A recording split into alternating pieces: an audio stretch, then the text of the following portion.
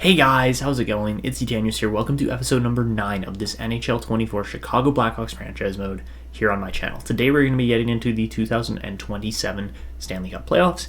And if you guys enjoy this one, make sure you show your support with a like, subscription, and notification. You guys know the drill. So, let's get to some comments.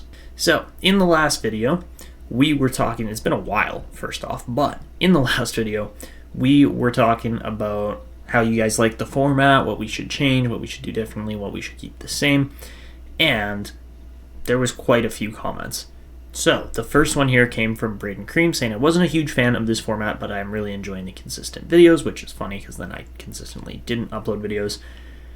We've had lots of questions regarding what roster I use for franchise mode. I'm using my own custom one. I'm in the works of getting it out to the public. It's just been a bit of a hectic last couple of weeks. I was working a lot and things like that were happening. So we're going to be focusing on actually getting that roster uploaded for you guys soon because lots of you guys have been asking for it.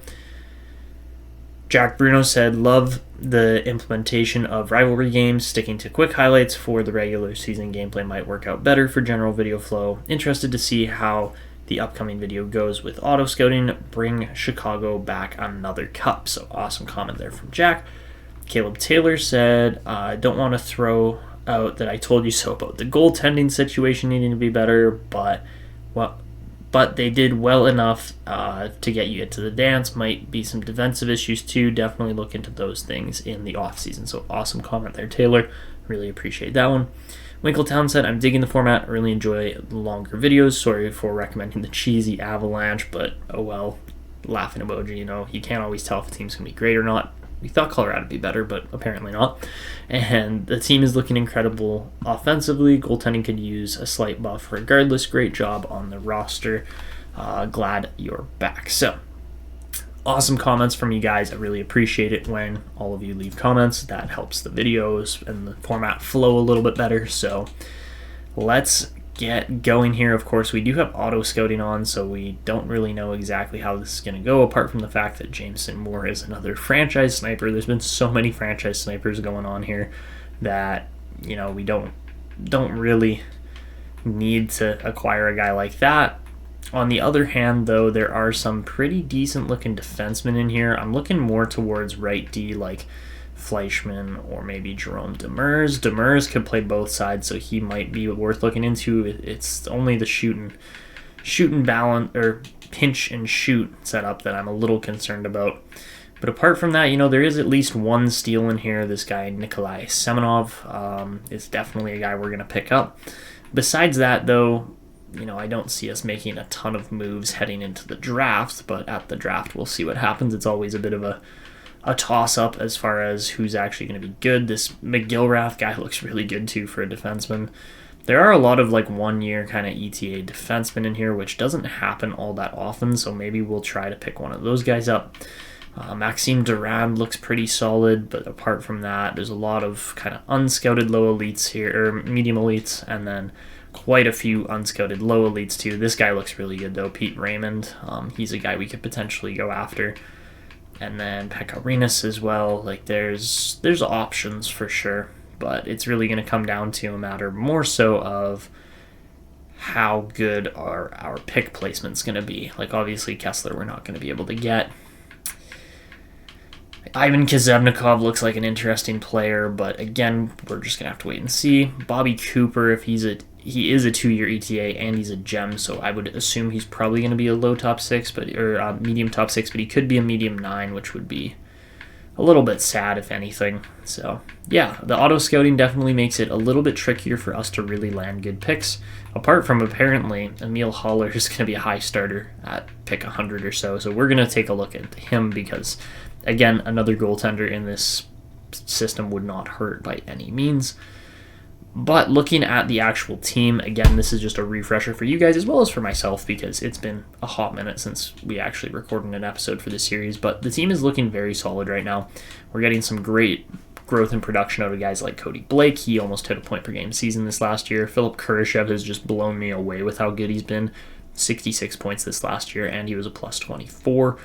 That's really good. You'd hope his shooting percentage would be a little better, but you can't always win everything. So as far as our top line goes, though, Celebrini's probably going to pop and become a franchise player here. He's put up 200 and what, 27, 200 and what has he scored? 200, yeah, 27 points over the last 2 seasons. So there's no way that he doesn't become something really special here.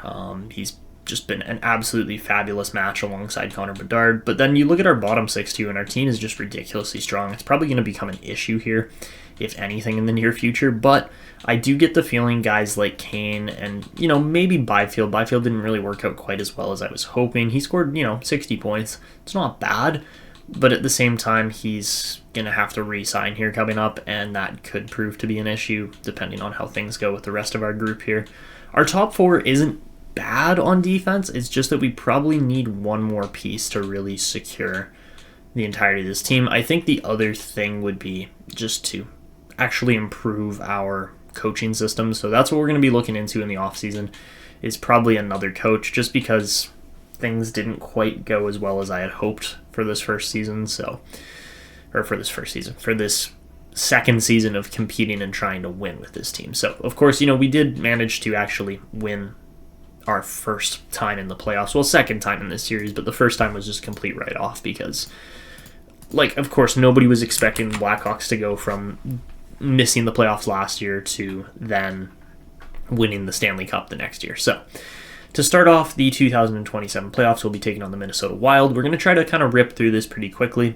I'm not going to be playing a whole ton of games. We're only going to be playing games where it's elimination. I know there was recommendations to play more games than that, but you look at this Minnesota team, I think we stand a fairly good chance against them, at least on the forward end. Defensively, it's pretty similar. Anton Salayev's turned out to be really good. But apart from that, I thought Brock Faber might turn out to be better, and he's just kind of hasn't simmed very nicely. As far as goaltending goes, though, they've got a 90 rated Jesper Wallstedt, which is pretty sweet. Of course, when you look at our team, though, as well, and you look at the contracts and the pieces down in the system, we do have the pieces to be good. Like, Matti Luomala has grown quite nicely into a top-end center. We've got another good defenseman coming up in Henry Muse. He's got size, offensive ability, all the things we're looking for. And then, Parashek has opportunity to come up, same with Colton Dock. So there are pieces down there, and then you go over to the goaltending, and, Lars Backer's probably the guy, but at the same time, Emil Vinny's actually looking pretty solid, too. He had a decent season in Rockford, not as good as last year, but still not horrible for a minor league kind of rookie-esque goalie. So, yeah, that's our goaltending situation. I know we are looking a little shaky on goaltending up in the show, but at the same time, I was expecting Drew Comesso to kind of be a backup at this point, and he's been our top goalie, so we'll see if that hurts us heading into the playoffs here. So, starting things off against Minnesota, again, we're going to sim game by game. I'm just not going to jump in until game 5, 6, or 7, somewhere around there. But first game of the playoffs here, we start off down 3-1 as Comesso's just getting lit up as Heineman, Rossi, and Coyle all score on him. We get a goal from Oliver Moore, but we're going to need more than that, and we got heavily outshot in the first two. Second period, make it a 3-2 game as Patty Kane gets us on the board, and as we head into the third, we're looking to, hopefully get this game tied up here, and that is going to be the case as Connor Bedard is able to score. Power play for the Minnesota Wild, though. They do not convert on it, and then Patty Kane scores again, so we claw back to get the lead here against Minnesota after being down 3-1 in the first. Honestly, a very good fight back here from the Blackhawks, better than I was expecting. Philip Kurashev adds the insurance goal, and then Lucas Reichel adds a double insurance goal. So we're going to win this game 6-3, and a fabulous start there. That's exactly what we wanted in game 1. Nice. Okay, that was better than I was expecting. So into game number 2 now. And, well, Minnesota is going to put up a fight, no doubt about that. But we're also going to have to try to play better hockey than that as well. So starting off game 2, Oliver Moore gets the opening goal again, and we're up 1-0 after the first, outshooting the Wild 2-1. Second period, make it a 1-1 game as Roslovic ties it up. And as we head into the third, let's see who gets the icebreaker here. It's going to be a shorthanded goal from Emil Heineman. That is not what we wanted to see on a Chicago power play.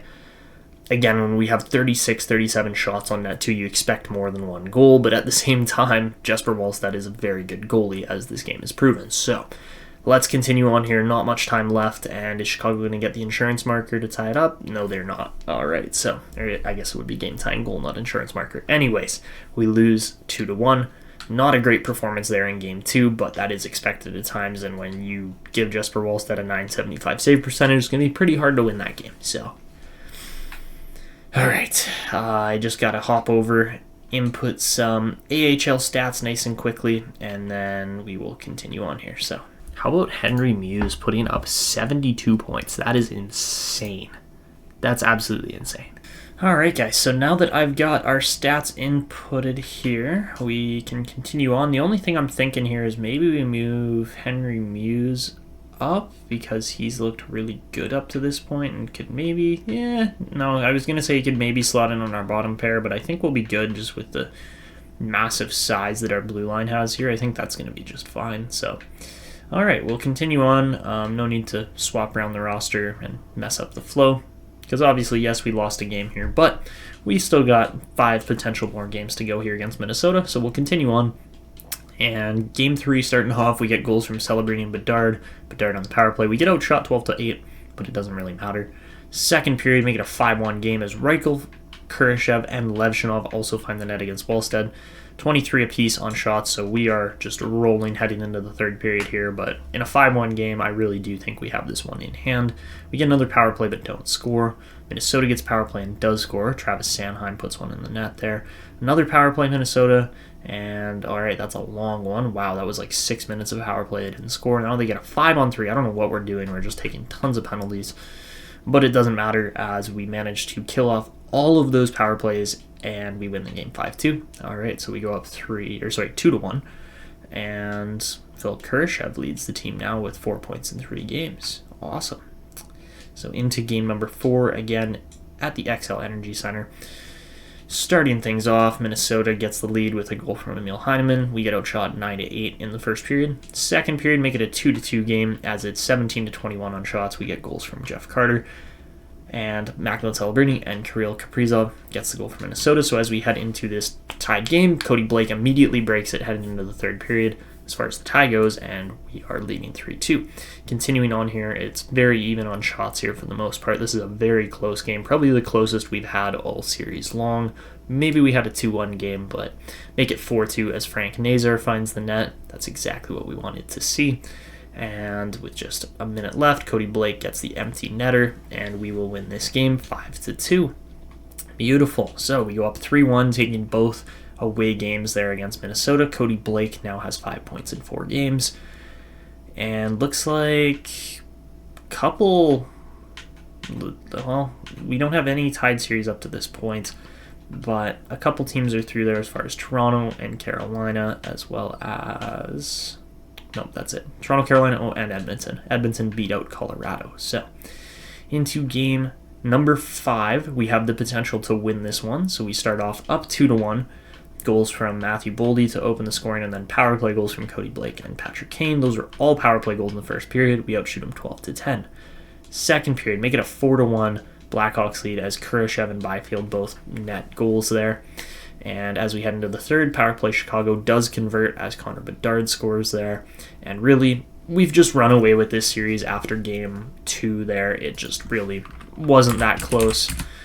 Power play Minnesota doesn't go through, but then Matthew Boldy scores at even strength. Kurashev responds right back to just stop all Minnesota momentum. And that is pretty much going to wrap it up for this series against the Minnesota Wild. At least we win 6-2 in game 5 and knock them out in 5 games. So a very, very solid performance. 3-point night from Cody Blake, 947 save percentage from Drew Commesso, and we just kind of steamroll over top of the Minnesota Wild there in round 1.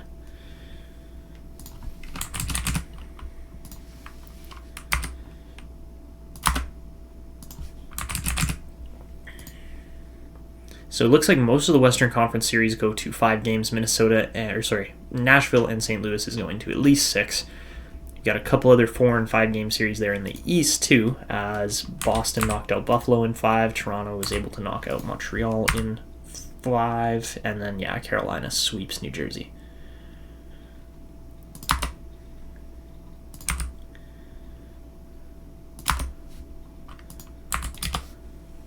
So we're just waiting on 2 more series here between the New York Rangers, Detroit Red Wings, and the Predators and Blues. So we'll advance another day. Looks like The Rangers are 3-6, and then Nashville and St. Louis is going to Game 7. And who's going to win that one? It is going to be the St. Louis Blues. All right, so we will get St. Louis in round 2. They come back, or I guess not come back. They managed to finish off the series after almost blowing it there to the Nashville Predators. Nashville came back from like 3-1 down, I believe. But let's check out this St. Louis roster because that's who we're playing next. And they've got that crazy top line of Yzerman, Thomas, and Buchnevich. Very, very solid lineup there. And we're going to have to try to stop that scoring ability because that is a very solid scoring group. Also, this game has done, or my roster has done Jake Neighbors dirty. He is a better player than that. No doubt about it. But we'll take that because we are probably going to struggle otherwise. Ethan Del Mastro's turned out to be quite a nice defenseman, of course. Traded in the Macklin Celebrini trade, the trade that got us the first overall pick. Of course, Cole Yzerman was the second overall pick that we had won with the Tampa Bay pick. But we got a good team here that we got to take it or face off against because, again, we know what the St. Louis Blues are capable of. I think they gave us a pretty good series last season, if I'm not mistaken. Maybe it was 2 seasons ago, 3 seasons ago. I don't know why. I think it's just we just played them in the regular season a lot, so we know what to expect from them, but we've got to be good in this series. So let's head into game number 1 here. I believe St. Louis has home ice advantage. They were No, never mind. We have home ice advantage by a single point. So the only team that was ahead of us was the Nashville Predators, and they got knocked out. So that is good to see. Edmonton and Anaheim are the other 2 teams that were above us in the standings in the Western Conference. So we're going to have to watch out for whoever on that side of the bracket. But starting off this series, of course, we got to get past St. Louis first. Starting off game 1, Macklin Celebrini opens the scoring. We get outshot 12-10. Second period, make it a 1-1 game as Otto Stenberg ties it up. And as we head into the third period here, this is a very tight game against St. Louis. They get a power play that doesn't convert, which is good. That swings momentum in our favor. They're still getting lots of shots, though, so we're going to have to try to step it up and get more shots on net if we want to win the game here. We haven't gotten a shot in like 10 minutes now. And there we go. We finally get a couple shots at the end of the third period here, but looks like we are going to be heading to overtime in game 1. All right, so let's resume here and just see what happens. Power play St. Louis. Oh, that's not what you want to give up in OT. All right, we continue on here. And it's going to be a Chicago win on a Connor Bedard goal. That was a fabulous game. 2-1. Very tight check-in, very tight scoring game. The goalies get the first and second stars. Go figure. That was a fabulous performance. So, all right, Cody Blake with 8 points in 6 games now. He is cruising. That's what you like to see from a franchise potential player. But as we head into game 2, again, we're at the United Center. We start off down 1-0 as Jake Neighbors scores. 9-9 on shots, though. Second period, it's a 3-0 St. Louis lead, so that's not what we wanted to see. But let's see if our Chicago team can get the scoring going here. Of course, being shut out for 2 periods is not what you want to see, and Binnington, I would hope, doesn't hold the shutout against our team. I'm saying shutout a lot to try and break it, but Braden Shen gets the goal there, and it's 4-0, so this game is absolutely out of hand. It would just be nice to get 1. Are we going to get 1? No, we're not going to get 1. Ooh, all right, we get shut out in game number 2.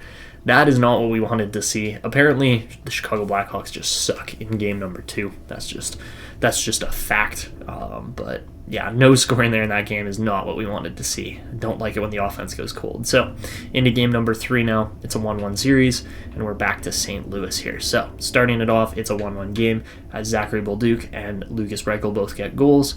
Second period, it's still 1-1 as the shots are 22-16 in favor of the Blackhawks. As we head into the third period here, again, this is anybody's game at this point. Next shot wins kind of thing, potentially. Power play for the St. Louis Blues, and they don't convert on it again. Man, we're just not getting shots. Like, our team just simply is not getting enough shots on net to win a game. 27, 28 shots, that's okay, but most goalies are going to stop most of those shots. So we head into overtime, and, well, let's see if we can actually get it going here. Power play St. Louis immediately. That one doesn't convert either. Their power play hasn't been good, but it doesn't matter as they get the win from a Jordan Kyrou even strength goal. And we choked that one away there. We definitely had opportunities to try and win that. Ooh. Oh no, that would be why. That would be why our team didn't score in the last game or two. Ouch. Yeah, no, that's not what we wanted to see at all. A Connor Bedard concussion is never a good thing. So we're going to move Cody Blake up to the second line since he's playing so well. We're going to slide Lucas Reichel up. We're going to slide maybe Jamie Benn up. We'll figure out what we're doing here. We could put like Gurianov or Kane in here maybe. Yeah, we'll keep it like that. Oh, man.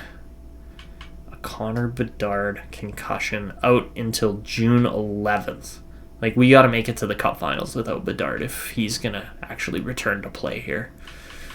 Oh, man. That one seriously hurts because he was playing fine. He wasn't playing great. He wasn't like 1.5 per game or anything in the playoffs, but that was not the move we wanted to see here. So a Bedardless Blackhawks is going to take on the Blues here in game number 4.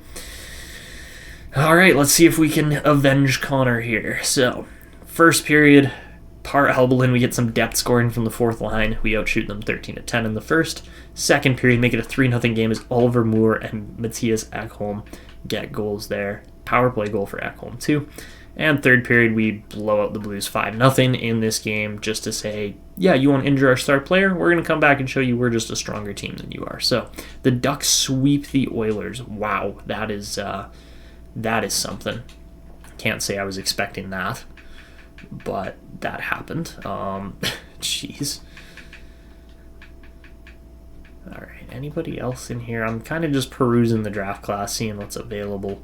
Sometimes there's some like pretty decent players a little bit further back in the draft that you just don't really expect. Guys with like 2-3 year ETAs. Nicholas Henry's another one of those kind of top end low ETA defensemen. And yeah, okay. Ooh, hello. Gaspard Lapointe. Lapointe? Yeah, Lapointe. Looks pretty decent, actually. Dakota Ackers is maybe another guy we'll keep an eye on. Pete Raymond, of course, I'm very interested in him. He's got that NHL ready status. Yeah, he is a little small at 5'9", but I mean, hey, if he's ready to go, I would love to get him into the team. He's in the queue, so we won't be able to get him into our AHL team immediately, but that's okay. Yeah, I don't know. It looks like there's a decent chunk of prospects here we could take swings at. No guarantee they're going to be good, but there's opportunities at least, which is always fun. And then the draft becomes a little bit more of a dumb luck kind of process, more so than a solely skill-based drafting the right player kind of thing. So, as we head into Game 5 here, the series is tied up 2-2. And, all right, here we go.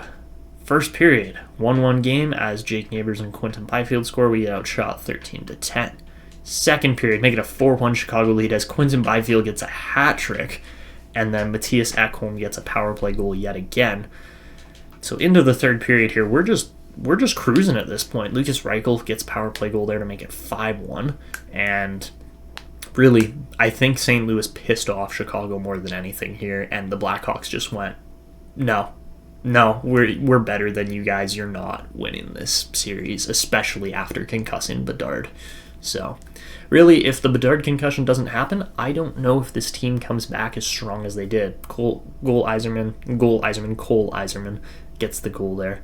But then Danil Gurianov gets a goal from our third liner. That's what we like to see. All right, so we win that game 7-3 and give ourselves a good opportunity to win this series here. Patty Kane, 14 points in 10 games. He's cruising now. Oop, I did not mean to hit play game. That is okay, though. And if it'll continue on here, we will get into Game 6. So, in Game 6, potential chance at eliminating the Blues and moving on. Goals from Cole Eiserman and Patty Kane, and we outshoot them 11-10 in the first. Second period, make it a 2-2 game as Patrick Kane gets another goal, and Justin Falk also scores. So as we head into the third, Macklin Celebrini immediately gets the goal. Let's go. Tied up, though, as Cole Eiserman gets a hat trick, I believe. I might be wrong, but power play there for Chicago, and St. Louis don't convert. Another power play for Chicago also doesn't convert, and we are deadlocked heading into the final frame. Braden Shen gets the goal there. And that's not what we wanted to see. Come on, Chicago, fight back. Tie this game up. Come on. Yes, we get it. Philip Kurashev, with just 11 seconds left, gets the goal. And we're going to jump in here. I think this is absolutely a worthwhile potential overtime chance here. It's kind of annoying how it shows Bedard even though he's injured. So, yeah, we're going to jump in. I think I have commentary on from playing other saves, so we're just going to turn that off quickly. Again, you guys know my settings. Again, we are going to play for now, but if it's like too easy for some reason, then we'll change it up. But let's see what we can do here. And again, you guys can see the stats at the bottom. Superstar, gameplay, it's tough.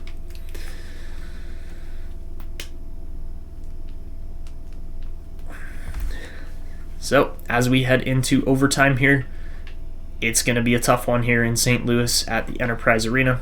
And St. Louis is going to be coming fast. Oh my god, what a hit, Cody Blake. He just absolutely lit up Cole Yzerman. Now pass into the middle. That one didn't go anywhere. It is loud in here, my goodness. Good check there. Quinton Byfield frees up the puck. Robert Thomas gets knocked off the puck by Quinton Byfield. Yeah, get out of here. You're not catching him. All right. Ooh, good play. Interplay between the two. Great pass. What a goal. Quinton Byfield wins the series right off the bat. What a play there by Yzerman. Tic-tac-toe. Blake and Celebrini head up the wing, and then Byfield's just sitting there waiting, right open in the slot. And what a drop pass it is there from Celebrini to finish off this series. And yeah, we take out St. Louis in 6 games. So the handshake line tradition, you guys have seen it tons before, but we're heading on to take on the Anaheim Ducks in the next round.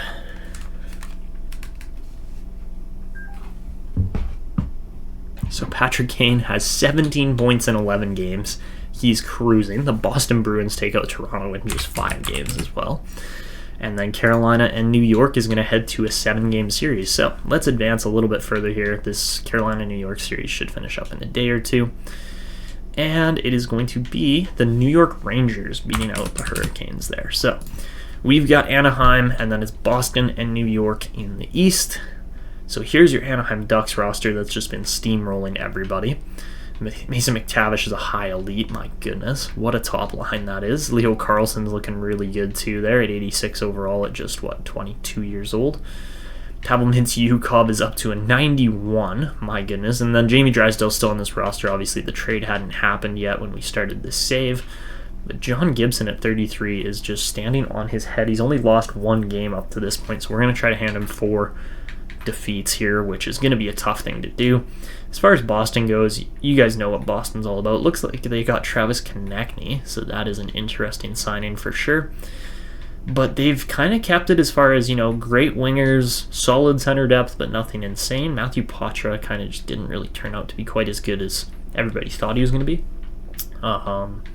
Good defense, though, as well. Boston is looking nice with it, that is for sure. All right, but let's see how good the Rangers are, because the Rangers might be a top-end team too.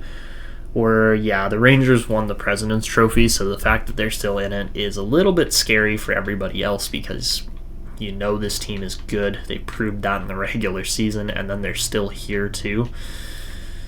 Yeah, we're going to have to look out for the Rangers if we make it to the finals, but you never know. Boston might just stomp on them. We'll see what happens, so let's get to it. We've got the Anaheim Ducks, which, they're going to be a tough team, but they look kind of like a 1.5 line team here to me, honestly.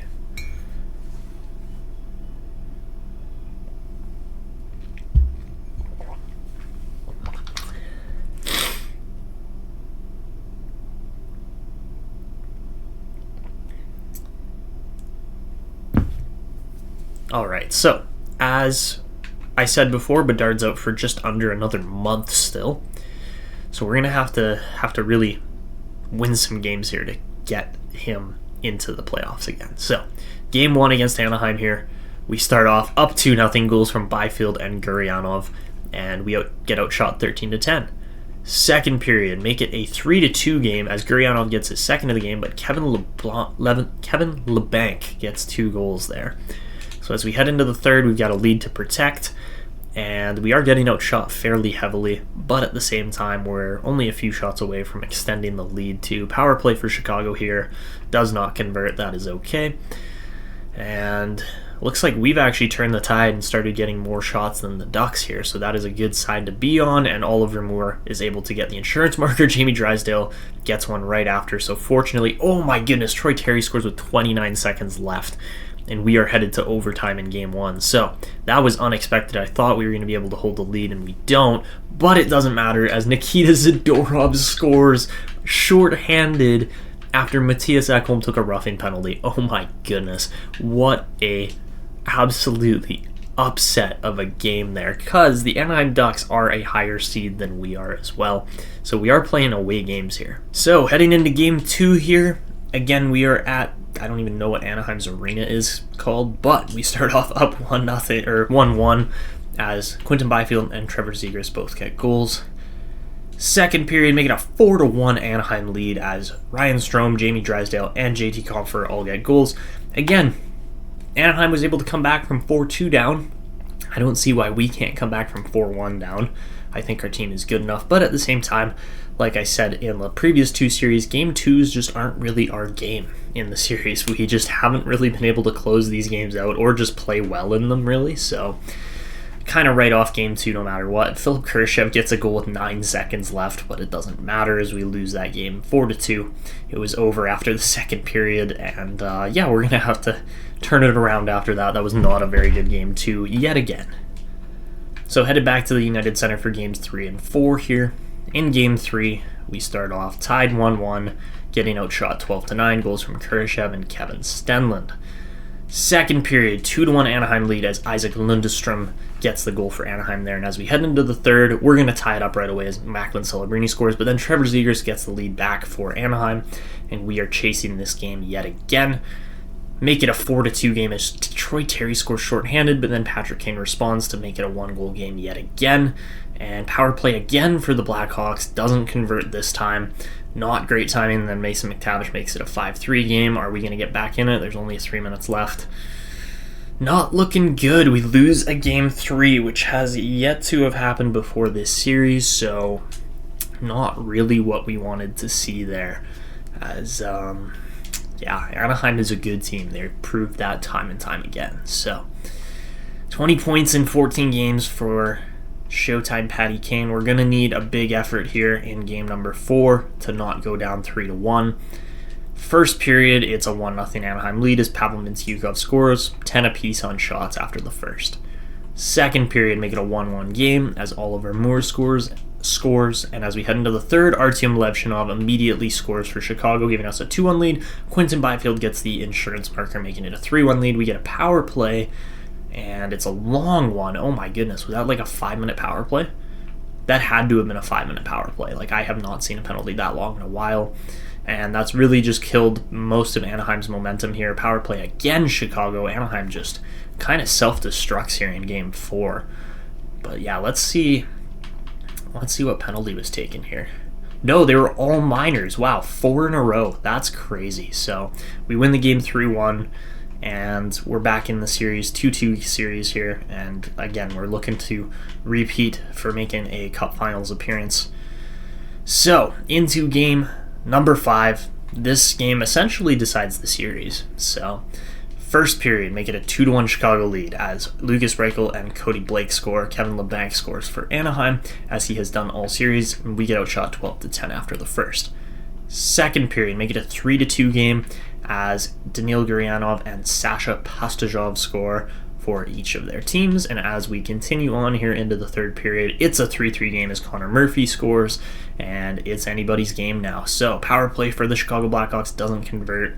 That's not what we want to see at this point. And then Anaheim scores on the power play. Tony DeAngelo, another Anaheim power play. And we get a goal from Jeff Carter to tie the game up. My goodness, power play again, Anaheim. They're just on the power play consistently here. So we got to clean up the penalties, and with just a few minutes left, we're headed to overtime. Okay, I always worry that a goal is going to happen right there. So as we head into OT in Game 5, Power play Anaheim again. Oh my goodness, we gotta stop giving up those power plays. And Patty Kane is gonna get the OT winner. Let's go. 44-35 on shots, and 3-point night for Lucas Reichel is huge. Let's go.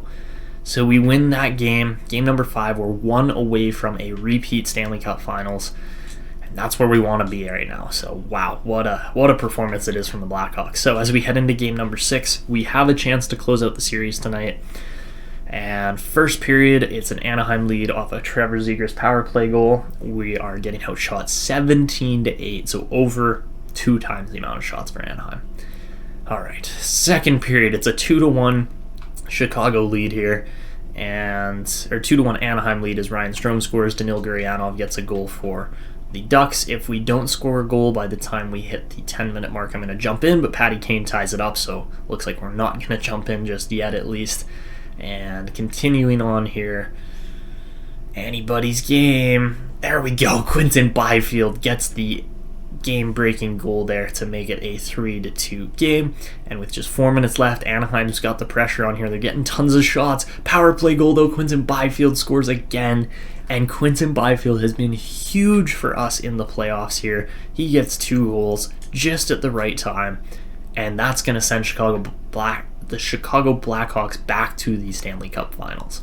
Wow, what a series and run it has been from the Blackhawks. Patty Kane, 24 points in just 17 games. He's got to be leading most playoff scorers, I would assume at this point. Quinton Byfield's been absolutely huge for this team in the playoffs, and he's actually managed to unlock an X Factor as well in Off the Rush, which is an interesting one for him. But I mean, hey, if he pulls the Jason Spezza coming down the wing and just blasts it mid-stride on a clapper, yeah, I can see that. For the entire league, yeah, Patty Kane is ahead of those Anaheim players as well as some New York Ranger players, so that is cool to see. I thought David Pastrnak would be higher up in the scoring here. He's 16-16, so yeah, that kind of makes sense. But man, oh man, what a run it's been from the Blackhawks, especially considering that Connor Bedard's not in the lineup. If Bedard was in the lineup, sure, we'd have a better chance at being at this place. But at the same time, I think the Bedard injury against St. Louis in round 2 really kind of solidified this team's mentality of we're going to win this thing. So that is awesome to see. So playoffs are over. It's going to be the New York Rangers for the conference finals winners in the East. They'll take out Boston in 7 games. We take out Anaheim in 6.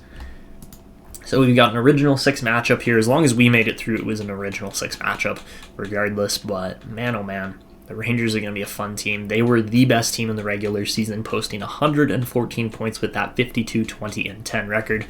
We didn't finish in a bad spot. We were 10th place, but definitely not first place. So let's take on the Rangers. Again, we've got... I don't even know is Bedard going to get back in time for the playoffs at all. I don't know if he is. 11th? Yeah, he could potentially be in for game number 6 if we make it that far. So we'll see what happens. But here we go. Game number 1 against the New York Rangers. First period. It's going to be a 1-0 Rangers lead as Braden Schneider gets the opening goal to start off the Stanley Cup Finals. We outshoot them 15-14 in the first, though. Second period, 3-0 Rangers lead as Trocheck and Fox both get goals on Comesso, and we're just getting heavily outshot at this point. So I assume it's going to be a beatdown in the third here as we're already down 3-0. Rangers power play for a long period of time doesn't convert. They get another one, 5-on-3 this time, make it 4-0 as Mika Zibanejad scores there. Power play Chicago, 5-on-3, get a goal. Oh my goodness. Then Barclay Goodrow makes it 5-0. Yeah, that was just, wow. I can't believe we just got shut out in game 1 like that. That was pretty pathetic. So, yeah, not a good performance there in game 1 of the Cup Finals. And again, we're defending Cup champs, but we're also a little bit injured. So, as we head into game 2, we just need a bounce back here. We need to get in this series. And first period, it's 2-0 New York again as Kaapo Kakko gets 2 goals. Kaapo Kakko got 2 goals on us. Come on, guys. Second period, it's 3-0. All right. Game 1 and 2 are write-offs. No doubt about it. We lose 4-1. As, yeah, finally we break a friggin' shutout there as Cody Blake gets one on. It's Ville Husso in net for them. I would have been a little bit more impressed if it was Igor Shesterkin, but the fact that it's Ville Husso shutting us out is just not good enough. Really not good enough, honestly. How, really? It's really Ville Husso in net? Are you serious? Are they missing Shesterkin or something? No, it's just an 87 rated Ville Husso at 32 years old. Oh boy. Okay, well, at that point, yeah, we are going to be facing elimination more than likely here, unless we can turn it around on home ice. But so far, we have not looked good enough to deserve to win this series. Bedard's still out. We're just not really in a place to win at this point, and we're going to have to turn it around quickly. So, whew, bad spot to be. Really bad spot to be. All right, into game number 3. We head to the United Center in Chicago, so hopefully that home ice advantage and the fans will cheer us on. So first period, we're down 2-0 again. My goodness, it has just been the same thing over and over and over. Like, we're insane. We're insane. We're the definition of insanity right now. Doing the same thing, expecting a different result. Second period, 4-1 game. Dear Lord, help the Chicago Blackhawks, please, because this is just not good enough. All right, into the third period. 5-1, sim it. I don't even care. We get 1 goal, and now we've got potentially a 4-game sweep to pull off against the Rangers after being down 3-0. So that was 3 of our worst games of hockey all year. I don't think we got even remotely within competing in any of those games. So here we go, into game number 4, where we could potentially be swept. First period. Look at that! Chicago finally woke up. We get a goal from Cody Blake, Philip Kurashev, and Patrick Kane in the first period on just 8 shots. About time we lit up Ville Husso, because he's not that great a goalie. He's good. He's a good goalie. He's not great. He's not 92 rated Igor Shesterkin. He's 87 rated 32-year-old Ville Husso. He's got some weaknesses to him. So, Mika Zibanejad gets the 1 goal for New York, and as we head into the second period, it's still a 3-1 game. So let's hope and pray that we can hold a lead. And we had a power play, doesn't convert, but that's fine. We get another power play, 5-on-3. Come on, boys. Oh my god. Wow, we've been on the power play the whole game, or whole third period, and we didn't score once. That's great. That's great, because I know the New York Rangers can score on us. That's not a question. But we are going to close out game number 4 in a 3-1 victory. So, wasn't really ever a question, but that's just a little bit too close here for my liking. So, Connor Bedard's back. About time. We really needed him back. And, yeah, wow, that was some of the worst hockey I have seen from this team so far. So, we're going to toss him back on the top line. No doubt about that. He's our number 1 center, and hopefully he's going to make an impact now that he's back in the lineup. So let's see how it goes in game number 5 here now that we've actually created a series. And first period, it's a 2-2 game as Bedard immediately scores on his return. The Rangers get goals from Trouba and Goudreau, and Macklin Celebrini also scores for us. It's 11-12 on shots in favor of the Rangers after the first. Second period, it's still a 2-2 game, and as we head into the third, we are staving off elimination. We immediately give up a goal, and okay, we give up 2 goals in 3 minutes and 15 seconds. Oh my god. Okay, well, now the odds are absolutely not in our favor, as we need to score 2 goals in just under 16 minutes against the defending Stanley Cup champions, or defending President's Trophy winners, sorry. So, here we go. We head into the third period, and we just need goals here. This is not a good start to the third period by any means, so. Oh, and we immediately took a penalty. That's cool. My puck. Are you kidding me? Yeesh. Alright, so off the draw, Rangers going to rip it around. Drew Comesso makes a good... Does playing is it not a penalty for him to have his stick jammed in between my goalie's legs so that when I pass the puck out, it immediately goes in my net? What? Hello? NHL? What was that mechanic? That's a broken mechanic if I've ever seen one. Thank you very much. And okay, we are now really just not in a good spot. All right, Lev Shinov, let's see what you can do. Lev Shinov down the wing, good shot on Husso.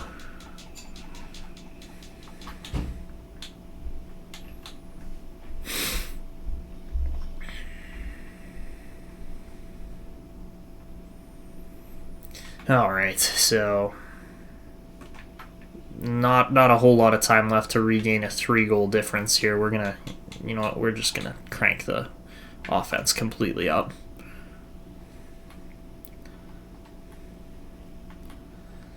All right, here comes Kurashev driving in, looking for a pass, centers it off of the defender. All right, we're going to have to regroup there. Mattias Ekholm driving. What the fuck was that, Braden Schneider?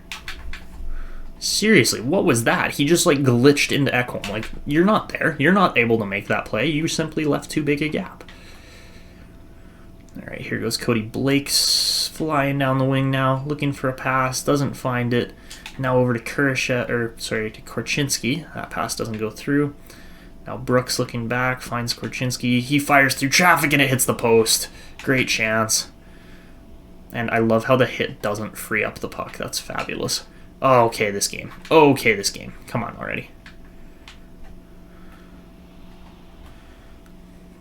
Good chance off the rush there for New York. Now Reichel driving through. He cuts in.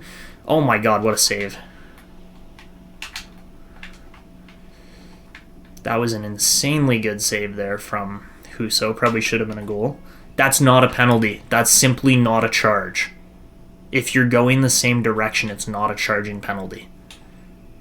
That doesn't... Oh my god, we're getting screwed. We're absolutely getting hometown refed here. And the cup has to return to New York, otherwise the NHL's not a league. So there you have it. Yeah, Corey Brooks gets screwed on a penalty. That wasn't a charge. That was a good hit on Adam Fox. It knocked him off the puck. It didn't run his head into the boards or anything. It's not even a charge because he's skating in the same direction as him. But okay, NHL, call it what you want. All right, now Alex Vlasic driving through. He cuts in. Oh, so that's not a charge, hey? Cool. Thanks, game. I love that.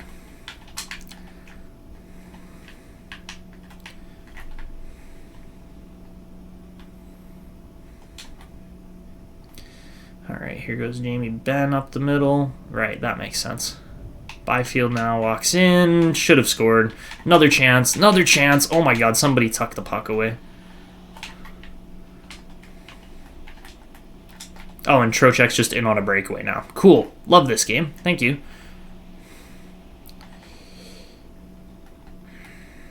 So we had one really good chance there. Celebrini's just going for a skate now.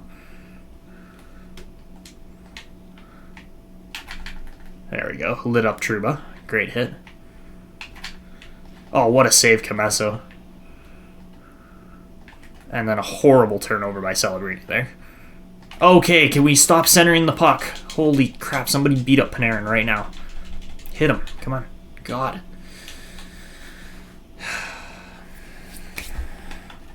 This has most certainly been one of our team's worst performances. Ekholm with a huge hit there, though, on Trouba, and we are severely lacking in the offensive production category right now. We still got 50 seconds to kill off of this penalty, which is not great. Oh, and they're just going to miss the puck. That's cool.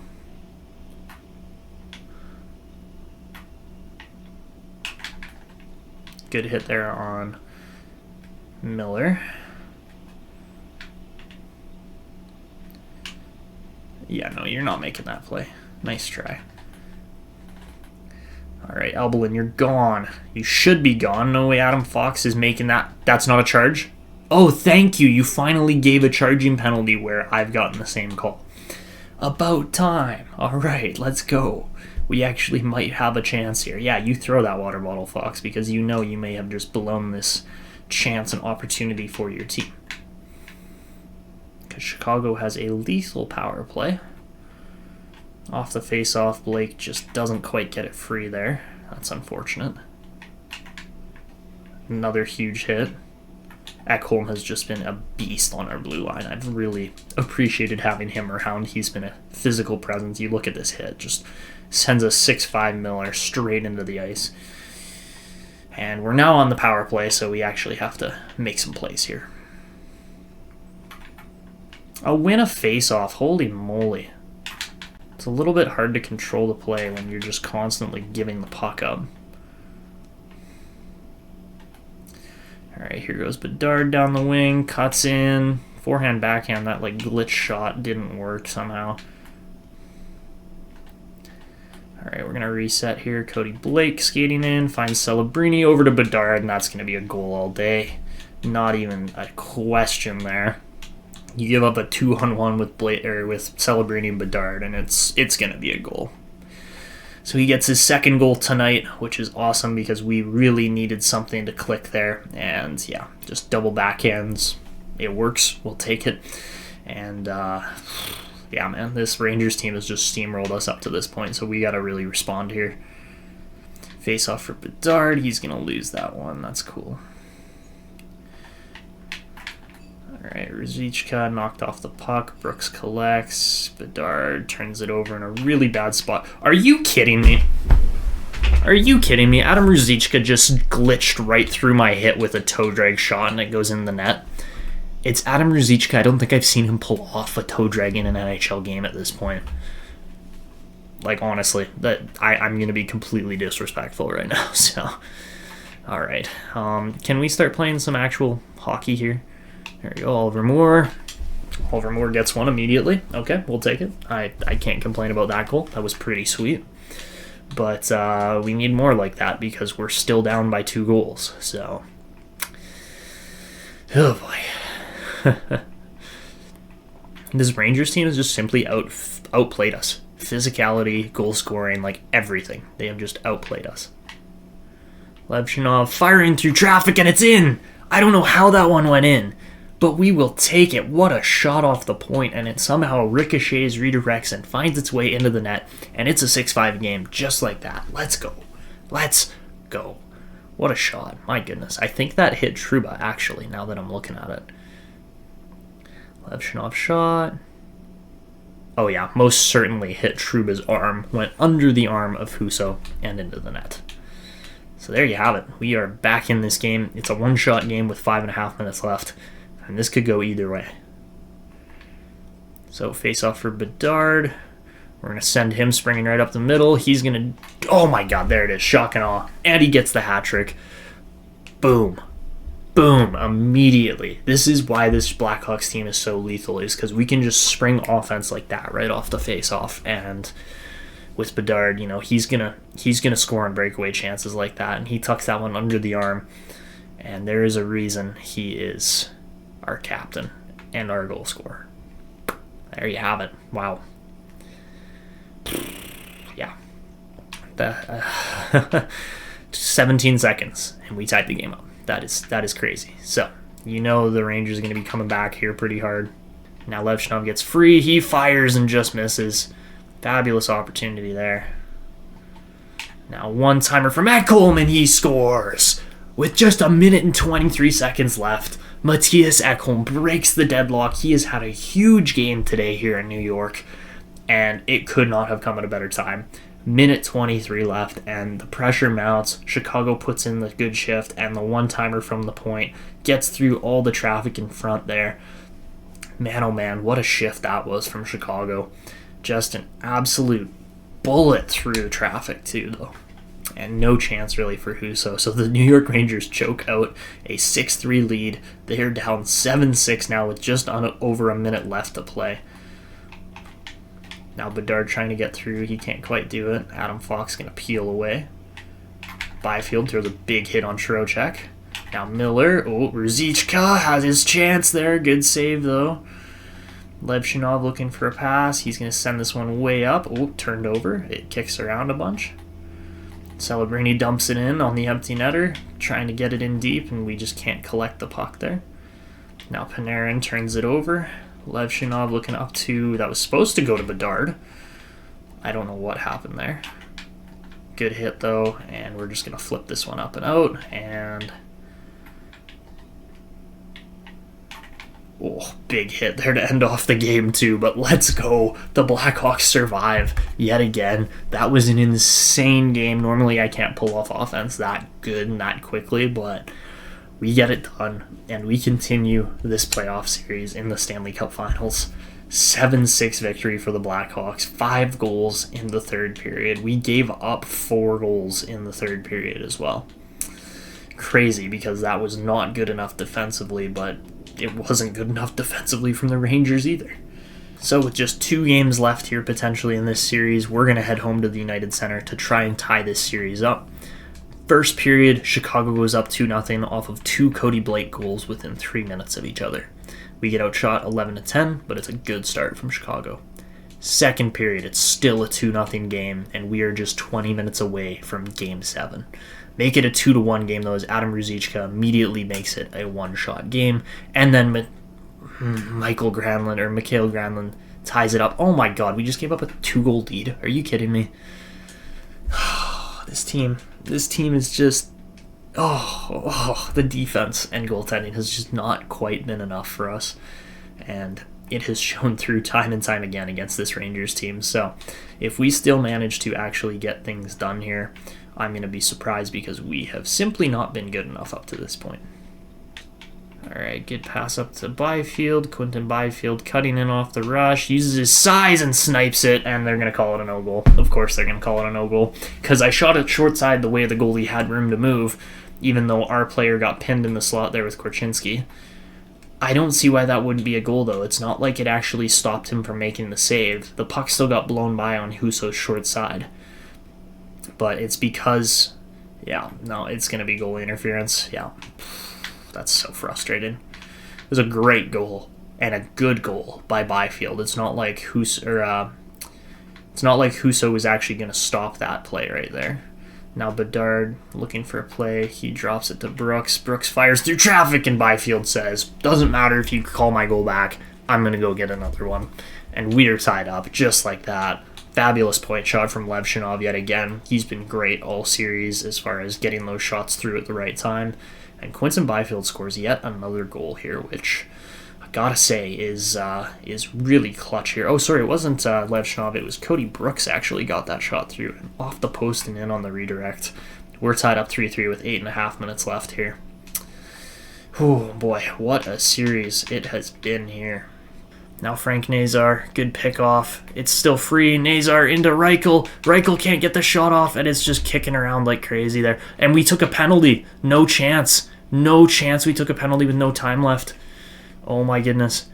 Oh god, 7 seconds left. Oh my god. That is so unfortunate. It's just a battle in front, and they're going to call an interference penalty on it. That's crazy. Let's see it. Let's see the penalty. You have to show the penalty. That's it. It's a little push in front. It's literally battling for position. It's not interference.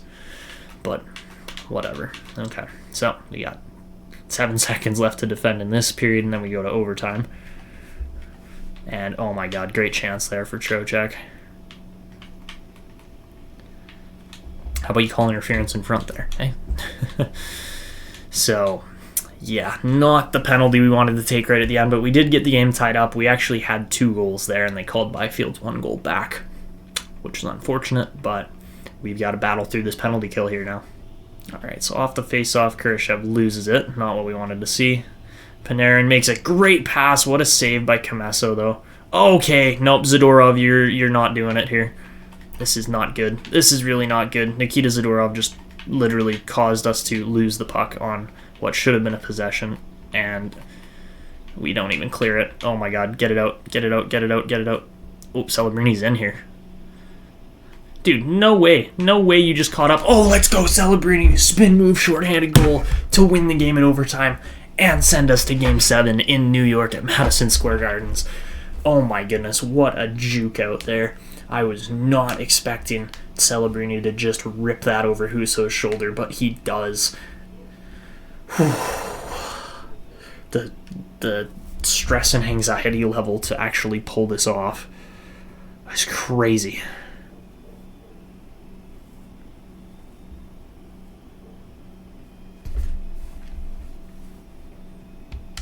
My goodness. What a game it was. Chicago, only 28 shots, but it doesn't matter as we're able to pull off the victory. Cody Blake's 2 goals were huge off the start, but then we just kind of choked in the third period, honestly. We just somehow managed to get it back. And we head to game number 7. Game number 7 at Madison Square Gardens. This is going to be a huge game regardless, but let's see how it goes. First period, 2-1 Chicago lead as Bedsy opens the scoring, Showtime Patty Kane scores, and then Kaapo Kakko makes it a one-shot game on the power play after the first period. We're going to slow sim through the second period here and see how it goes. Connor Bedard gets his second, giving Chicago the 3-1 lead. And that is where we want to be. We want to just hold this position. 2-goal lead. Doesn't happen as Mika Zibanejad makes it a one-shot game. Chicago Blackhawks, Quinton Byfield makes it a 4-2 game on the power play. I should have said power play Chicago. Power play New York. That one doesn't convert. Beautiful. And as we head into the third period here, it's a 4-2 game. We've just got to hold on. That is as simple as it is. We just got to hold on. So we fought back. Adam Fox makes it a 4-3 game. And this is, again, a one-shot game. This could go either way at this point. Make it a 4-4 game. Oh my goodness, I hit the wrong button, and then the Rangers immediately scored again. Are you kidding me? So we're down again. This game. This is crazy. Okay. Wow. All right. So that was just simply insane. I cannot believe that we just gave up a 2-goal lead yet again. And as we head through the third period here, we are chasing yet again. Good pass into Patty Kane. He's looking for the centering pass. It sits there. It's still free. Husso somehow just manages to pull that off. We got to call a timeout at this point. We got no other options. We got to get Bedard out there. All right, so down 5-4. Yeah, it was time. Again, we're Game 7 of the Stanley Cup Finals. 50 seconds left, down by 1 goal. All right, boys, come on. Bedsy loses the faceoff, not good. Miller's pass. Fox gets through. Blocked out by Brooks. Brooks just gets absolutely lit up. Shot blocked, and there it is. God, we had to get that puck out. I can't believe we didn't get that puck out. Yeah, you celebrate on that empty netter, New York, and we will remember it. We will absolutely remember it.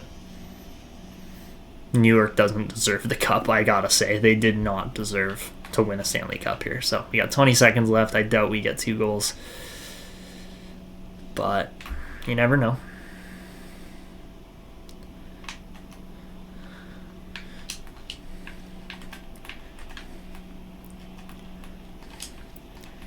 Alright, and yeah, with 8 seconds left, this game's over.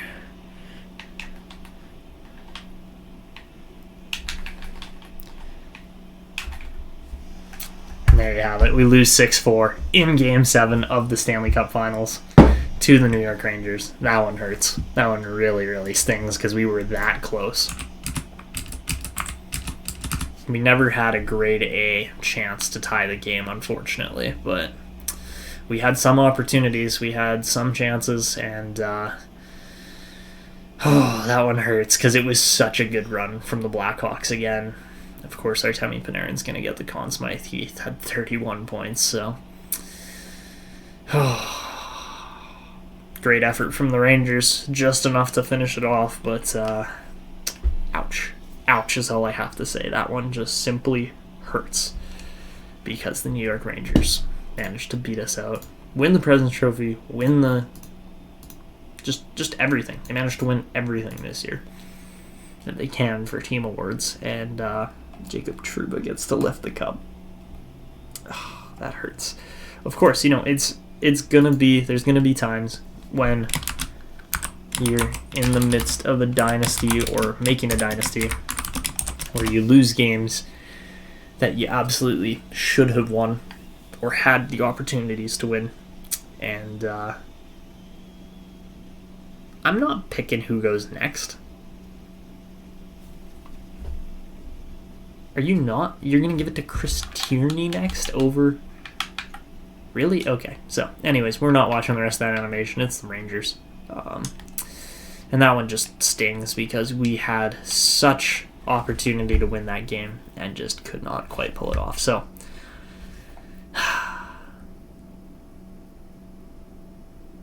jaws of defeat. They hurt. They hurt so bad when you're that close to finishing off a playoff run like that. But a hell of a season from Chicago yet again. 10th place instead of first place like last year, and it was a 20-point difference in our regular season standings, but we were that close. So let's get through the awards here quickly, and then we will start off the next episode with the draft. So, of course, the Rangers win all the team awards apart from the Clarence Campbell Trophy, which they simply cannot win. This year for player awards, McDavid gets the Art Ross. Macklin Celebrini, so our player, gets the Hart Trophy, which I wasn't expecting, but most valuable to the team. I could agree with that. Norris Trophy goes to Adam Fox for the third year in a row. Sebastian Aho gets the Lady Byng this year. Jordan Gavin on Montreal gets the Calder Trophy. Artemi Panarin wins the Conn Smythe. Ilya Sorokin wins the Vezina. Ville Husso and Lucas Dostal win the Jennings Trophy this year. Ryan Pulock gets the Masterton. Hansen, or New Jersey's coach, gets the Jack Adams. Elias Lindholm wins his second Selke in a row. Macklin Celebrini gets the Ted Lindsay Award too, which is absolutely awesome. And then Alexander Ovechkin wins the Rocket this year. And something I just wanted to point out to you guys in the AHL awards is that this year, Henry Muse actually won the Eddie Shore for being the best AHL defenseman. So that means we're definitely going to have to keep an eye on him for actually bringing him up to the team in the upcoming season here. And Iowa was able to win the AHL Calder Cup playoffs this year. All right, so that is where we are going to wrap it up for this episode. If you guys enjoyed watching the Chicago Blackhawks go on that crazy playoff run just to fall in Game 7 of the Stanley Cup Finals, then make sure to go down below, show your support with a like, subscription, and notification. And of course, feel free to leave comments to get featured in the next one. And make sure that you're actually leaving comments on which players you think we should be going after and drafting, because there are some players in here this year that we're guaranteed going for, but a lot of them that we probably are going to have to kind of luck out to actually land, or our picks are going to have to fall in the right spots for us to get them. So yeah, that is going to be it for me. I hope you guys enjoyed. This is Etanyos signing out, and until next time.